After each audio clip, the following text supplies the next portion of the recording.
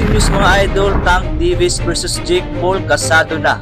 Gulat po ang lahat mga idol matapos ibalita ng iba't ibang website na kasado na po ang laban ni Jake Paul versus Tank Davis. Hindi po ito inaasahan ng mga fans lalo na't di hamak na mas malaki itong si Jake Paul kumpara kay Davis. Huling laban ni Davis tumimbang ito ng 135 pounds, habang huling laban naman ni Jake Paul tumimbang ito ng 200 pounds. Masyadong malayo ang agwat ng timbang mga idol kaya maraming nagsasabi na iba na talaga ang boxing ngayon, pera-pera na lang. Ayon sa balita, isang exhibition lang ang kanilang laban, ibig sabihin manalo matalo ay hindi madudungisan ang kanilang professional record. Kung matatandaan natin may laban na sana itong si Davis rematch kontra Lamont Roach ngayong September, pero biglang umatras itong si Davis at pinili si Jake Paul, kaya dismayado talaga itong si Roach kay Davis ngayon. Banat ni Roach, natatakot daw talaga itong si Davis sa kanya kaya hindi pumirma sa kontrata para sa kanilang rematch. Isa nga din sa naghahamon dito kay Davis mga idol, itong ating pambansang kamao Manny Pacquiao. Matatandang madalas kinu-call out ni Pacquiao si Davis mga idol para sa isang mega fight. Ayon nga kay Sean Gibbons noon sa isang interview na dream fight daw talaga ni Pacquiao itong si Tank Davis. Kaya dahil dito isa din si Pacquiao sa nabigo ni Davis, lalo na't nauubusan na ng panahon itong si Pacquiao dahil may edad na rin. Plano siguro ni Davis mga idol na labanan si Pacquiao sa edad na 50 para sure rin talaga.